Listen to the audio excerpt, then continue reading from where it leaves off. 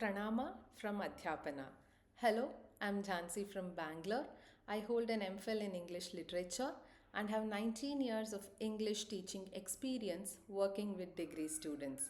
Now, coming to the most interesting question, what is Adhyāpana all about? Adhyāpana is a guided learning space where we learn verses from Bhagavad Gita using three simple steps: text, context, and introspection. So, what exactly happens here?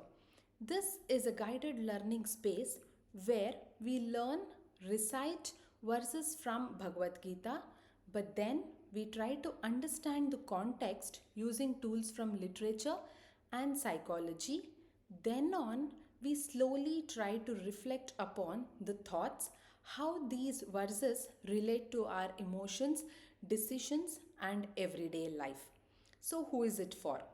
This is for anyone who is interested to learn the verses of Bhagavad Gita slowly and to understand it meaningfully. You could be a homemaker, a student, or a working professional. This learning space is going to be beneficial if you are interested to learn the verses and to take back meaning from it.